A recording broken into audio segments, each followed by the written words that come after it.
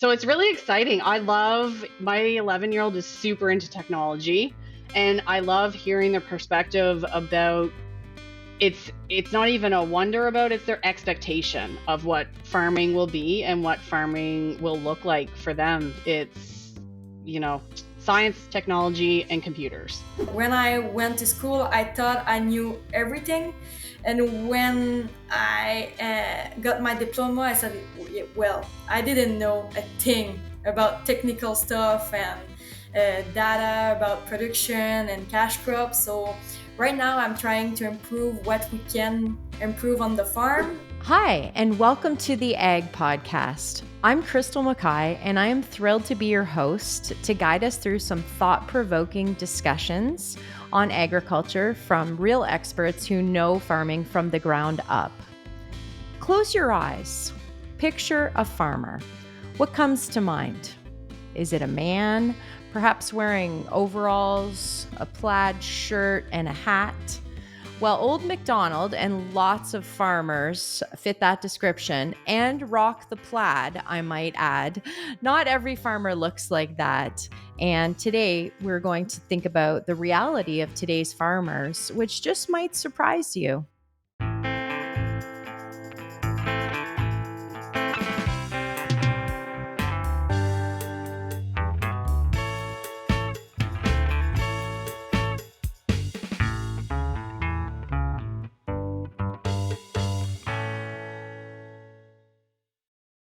As we know, less than 2% of our population farms today. Over 190,000 farms in Canada are generating $62 billion in farm cash receipts each year. 30% of those farms are owned by women, like our guests joining us today. 97% of farms are family owned and operated, and 40% of those farms are going to be changing hands in the next 10 years. So today we're going to talk to two farmers who are going to share their views with us on farming and what that might look like for the next generation and those to come. Joining us from Lakeville, Nova Scotia is Katie Keddy. She farms together with her husband Philip and his parents, Charles and Doris, where they grow strawberry plants for nurseries across North America, as well as the largest sweet potato farm in Eastern Canada. Also joining us, it's my pleasure to introduce Audrey Morneau from the Eastern Townships of Quebec. She works together with her family to grow about 1,500 acres of hay and crops, as well as milk some purebred dairy cows with great pride in their Holstein genetics and one Jersey. Audrey, wanted to be sure you knew that too. So welcome to you both. Thanks so much for joining us. Let's get started. Katie, tell us a little bit about your farm and who's involved in this making the strawberries and sweet potatoes happen. Two of my favorite things, by the way. So thank you. So our farm is a second generation farm now. My in-laws started the farm 40 some years ago. So we actually grow strawberry nursery plants. So we don't harvest any fruit on our farm. We grow the plants and then we ship them across North America to other producers who then are producing the fruit. When my husband came back from college, we diversifying operations was the trend and all of the talk then. So we diversified into sweet potatoes, which started as a research project that worked, fortunately. So that's what we've been focusing on for the last 15 years. My husband is on the farm full time with my in-laws. I was on the farm full time until 2 years ago for about 8 years. As we work through transition, we just made some different choices for our family for a couple years. We also have two young kids. So we have my oldest is Charlie, who's 11, and then my 9-year-old Ben. So obviously, the hope is that we're growing the third generation who will one day take over the farm when we are able to transition it to them. And Katie, it was interesting when I was looking up how many farmers are female today. 30% of farms are owned by females, and 58% of those farmers work off farm. So Yeah. I think you're right on trend with that. The other cool thing about sweet potatoes, I remember being in a meeting with a grocery executive in Toronto about 20 years ago, and she said, "Could you please somebody start growing sweet potatoes in Canada?" So yeah, on point with that too. So that's awesome. Yeah. Audrey, tell us a bit about your farm. Who's doing the work and who's making the decisions? So, like you said, we have a dairy farm on two sites. My mom bought a farm a couple years ago, and my dad runs the family farm, which was previously uh, bought by my great grandfather, who sold it to my grandfather, and after that, my dad took. Took it back about 20 years ago, and right now we are in the transition. We are four children. It's I'm the oldest, me, and we I have two younger sisters and one younger brother. So we are kind of in the transition of learning who wants to do what, because we have, like you said, about 1,500 acres of also woodlots and hay, cash crop with soybean and corn, and the tractor side of the business. And we have also two dairy barns where we milk the cows. Yeah, no, I love that. I love that your mom bought a farm. I think that's so great. It adds to your dynamic. How have things changed now you're home from university and you're working full time on the farm? How's that going? I think it really changed my perspective of what I'm gonna do later and everything, because, like I'm telling a lot of people, when I went to school, which honestly was the best decision I ever made, and at first I wasn't even sure if I wanted to go, and at the end I can say that it was clearly the best decision I could have took. And right now, since I'm back, I can say that I'm seeing things a lot more differently on the efficiency and all of that type of stuff, financial and stuff like that. When I went to school, I thought I knew everything. And when I got my diploma, I said, well, I didn't know a thing about technical stuff and data about production and cash crops. So right now, I'm trying to improve what we can improve on the farm and work with what we have right now. Right. And you studied agriculture at McGill, is that Yeah, right? yeah. I was in McGill at McDonald College in the West Island of Montreal at the FMT Nice. program. Right. Okay. Amazing. So, Katie, what skills do you think are necessary to be a successful farmer today or looking into the future? I think the necessary skills are changing and evolving faster than we ever expected in this industry. When I talk to my kids about how do they see the farm when it's their turn, it's all about technology, it's computer science, it's engineering. It's becoming less and less about being out there in a tractor all day in the fields. They talk about robotics and AI and all of those things that my generation right now, it's new, but to them, it's expected. So when you think about where my in laws started 40 some years ago, cell phones weren't even a thing. So when you put that all into perspective of potentially 60 years, that is a massive amount of change in technology and in science for our farms, and a massive amount of change when you consider that Canadian farms are family farms. We don't have large corporate farms in Canada. They all come back to a family. So it's really exciting. I love my 11-year-old is super into technology, and I love hearing their perspective about it's not even a wonder about, it's their expectation of what farming will be and what farming will look like for them. It's, you know, science, technology, and computers. Yeah, absolutely. It's incredible when you think about it. From no cell Yeah. phone, a fax machine was cool at one point. Yeah. Now a friend of mine has dairy cows. They just got virtual fencing for her cows. Like, how Yeah. cool is that? Like, just unbelievable the things that we're seeing.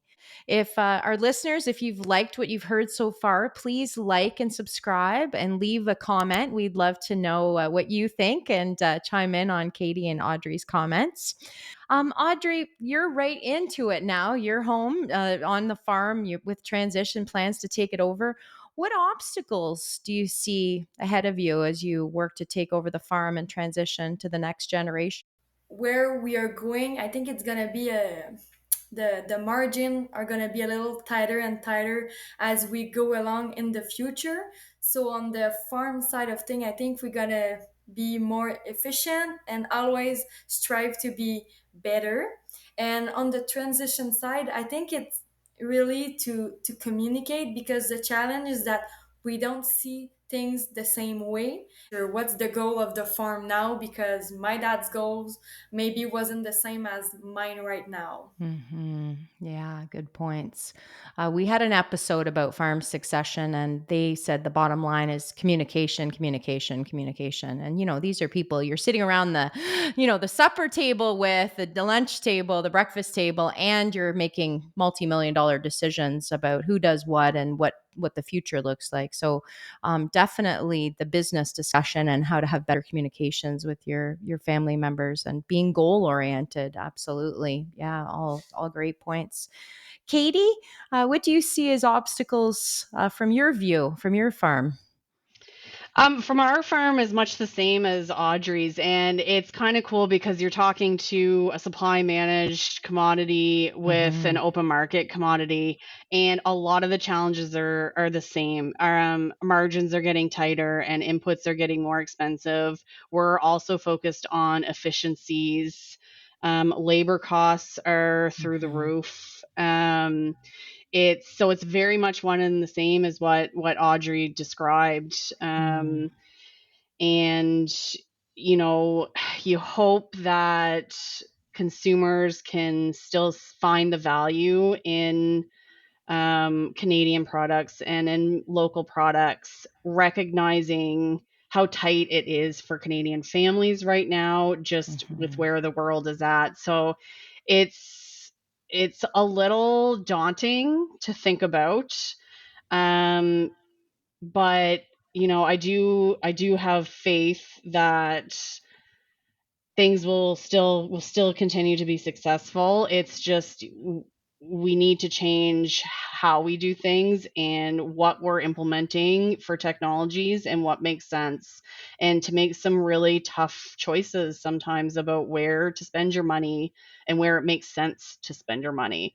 Mm-hmm. um, and sometimes you don't know if it's the right answer until several years down the road, but you do the best with the information you have on hand at the time.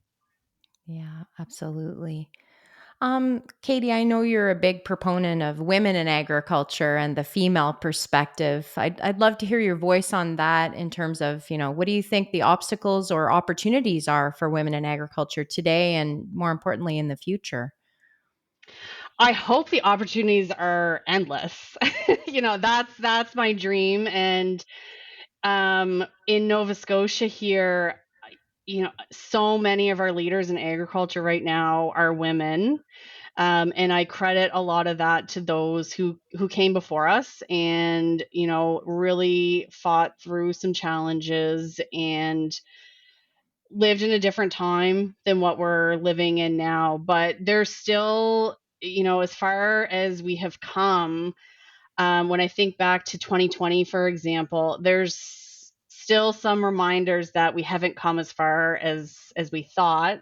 When women, when everybody was sent home and somebody had to go to work, there was the expectation that when the kids were sent home, that the wives and the moms would be there to homeschool and to take care of kids. And I didn't feel like there was a lot of thought there for what the options were. So that was sort of a wake up call for me as, someone who's worked in this discussion in agriculture for many years now, Mhm. that though it feels like we've come so far, it's so easy to fall back on the expectations and what used to be in a traditional family and traditional industry built, you know, really women built the industry because we are the backbone raising kids and raising the next generation and oftentimes managing the finances and managing the books. 100%. Um, so the challenges still remain. And you know, it can also be exhausting as a woman in agriculture because oftentimes we're having the same conversations time after time and year after year. Mhm. And it feels like it's more conversation than solutions sometimes. Mm. But you do see the wins.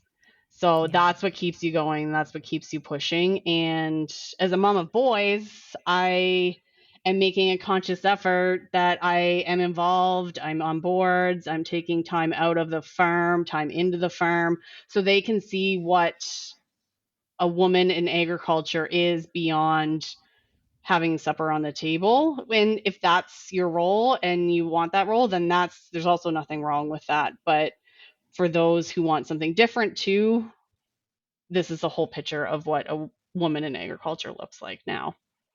Audrey, I know you've stepped up and are now a municipal counselor. So I know you were always active with 4 H and leadership and some amazing fundraising efforts you've done at a very young age, which is how I met you through 4 H. Um, Tell me a little bit about why you step out of your comfort zone and take on these leadership roles with groups like 4 H or Rural Leadership or your municipal counselor, because obviously your farm is a going concern. Milking cows is a big commitment. Tell us a bit about why you step outside of the farm to do those things. If I can just say a little thing about women in agriculture, Katie, you really said what I was thinking, and it really sums it up really good. And for my part, on my farm, I would say that it's going well, and I've never seen a difference of boys and girls with my parents and everything. But in the whole industry, I think we need to prove ourselves a little bit more, and that's what make it a little bit difficult. And that's maybe why I was like, I don't want to prove myself, I just want to do it. And I step up and I went into municipal concealer because I believed in agriculture, and we are 80 98% rural agricultural region. So we need voice that speak for us farmers, because we need the support, we need the understanding, and just talking about it. What's just a day in a life of a farmer, and what about when we spread manure and the odors that comes with it and stuff like that. We need people that knows what we're talking about and to defend ourselves also. Well, thank you. Thank you for doing that, Audrey. I love when farmers step up and take on leadership roles in community in whatever level it is, and municipal politics is excellent. And for those of you who don't know what 4-H is, it's a rural youth organization. I know Katie's kids are involved. I'm 4-H alumni. Audrey is how we met. It's a community-based leadership program, and the motto is "Learn to do by doing," which I think all of us in agriculture do all the time. And Audrey, your examples of what you're stepping up and why you're motivated to get involved with leadership activities outside the farm is absolutely living the 4-H way as an adult now, right? Which is awesome. So I'm curious, Katie, tell me a bit about your passion when it comes to agriculture. Like, what gets you out of bed in the morning? To be like, I'm excited about what? I'm excited about everything. So I didn't grow up in agriculture. I found my way there as a teenager, working with a large animal vet who ended up being the dairy vet. And he was a new vet at the time, and his passion was just like contagious. And I love the diversity of crops that we can grow. I love the diversity of people and the opportunities that agriculture can bring. And so I grew up in a city. I grew up in Fredericton, and until you're into agriculture, you don't realize the connections, the real connection, like not connection to the land, but connection to people too. You can be a part of this industry and you will know somebody who knows somebody else across the country. We have connections in Germany and Switzerland and South Africa, all from just knowing people and from how close knit our industry is. So, what gets me up out of bed right now is that I'm my off-farm job is to help push the industry forward and to help people achieve their dreams. And it's such a privilege to be on boots on the ground on our farm, but also helping to be a part of giving that dream to somebody else too in their own lives. I love that. That's so great, Katie. And that's how we met, It right? is. We met at an agriculture industry event, and you just know your You people, do. I always say it's my people. You just meet, and same with Audrey, right? You just keep in touch. That's what we do. Yeah. Audrey, what time do you get out of bed in the morning? 4:30, 5 a.m. around that. Yeah, I see. I call that stupid o'clock. That's stupid o'clock to me. But thank you to all my dairy friends that get up at 4:30. And what gets you out of bed other than that annoying alarm? I would say the passion we have for animal. Like I'm passionate about the animal more. I love crop, but I'm more passionate about the animal side of thing.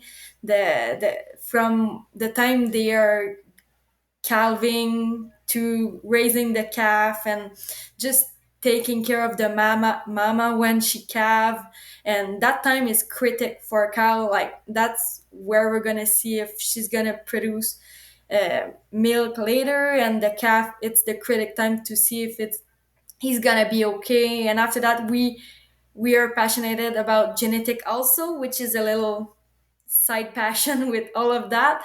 And we really love breeding good cow and raising quality cattle, because it's kind of a pride that we have at home. We have our own prefix, and yeah, we are trying to achieve those goals in exposition outside the hometown. Hmm. Absolutely. For those of you that aren't familiar with purebred cattle, there's a whole world of showing cattle of all types, all breeds, right? And Audrey specializes in Holstein, and I would say she has supermodels. She has some supermodel cows over at her farm. Absolutely beautiful. So I'm Crystal. So I always like to ask a crystal ball question. Katie, if you could change one thing about farming for your imaginary grandchildren, because your kids are just little, but say you had imaginary grandchildren, what would you change about farming to make their lives better or agriculture better? That is a great question. Um, I think from a non-supply managed commodity, I would want to change the challenge of being price takers. It Hmm. is, it takes a toll on the body, it takes a toll on your mental health. Just the stress of knowing the value in what you're producing, but in general, Canadians don't necessarily see the value in what's being produced in Canada. Hmm. Yeah. So, for those of you that aren't familiar with supply management, certain aspects like dairy and poultry, they get a price that's based on cost of production. Everybody else, so beef and pork and vegetables and fruits, we say we're price takers because you get what the market says you're going to get. And so it can be very high, very low, and your costs are fixed or fluctuating. So you have to be strong. You have to be strong on a bunch of fronts, but it's risky. It's quite risky, really. And you put all your inputs out in the spring and hope for the Yeah. best, really, right? Depending on the year. So Yeah, no, that's absolutely a good crystal ball thing to ask for, Katie. Audrey, over to you. Crystal ball. What and you look if you wanted to change things. If you're gonna have kids, if imagine you have imaginary grandchildren, what would you change about farming for them? I say maybe the pressure from everything, like the pressure to always grow and grow and grow, and if you don't expand your business, you're going Mm, backward. And maybe it's a good way for certain people, and that's fine. We want to expand our business also, but at one point I find that the pressure is intense, and sometimes I'm wondering, why do we always need to be bigger and bigger and bigger so the margin are less tight? Because uh, mhm, you you can have more and like feed more cow with the same tractor, as an example. And sometimes I wish I would only need a little small farm that I take care of with my family, so we have more of a life quality, despite the fact that I love my life and everything we're doing on the farm and the everyday job. Maybe the pressure, and maybe I would link that with mental health awareness, because in my family mhm, it's great, it's going good, communication is better and better, and the key is to talk about everything that's going on. But some people in the industry take it in and don't talk about it, and that's where it's becoming hard and hard. And we know that farmers are not the loudest to talk about their feelings and stuff like that. So I just wish mhm. it's gonna be a more open conversation about all of that. That's a really great wish, Audrey. I appreciate that, and that that's been for many years that race to get bigger, more efficient, grow more with less. It's and there's a lot of pressure around it and a lot of expense, right? Like these are not small dollar decisions we're talking about. A lot of pressure goes with that. So those are really great. So our final question for each of you. I'll start with you, Katie. This podcast, in addition to a crystal ball, also has a magic wand. So I'm going to give you the ability to give a piece of advice, free advice, to every farmer in Canada, either current or future. I'll leave it up to you, or both. A piece of free advice that you wish to share with every farmer in Canada. I think my advice is to connect beyond your immediate circle and your immediate community. Um, we learn so much from broadening our network and from talking to people and from crossing into other commodities and sharing the good, but also sharing the bad. And it helps you grow as a person, and it also helps you grow as a business.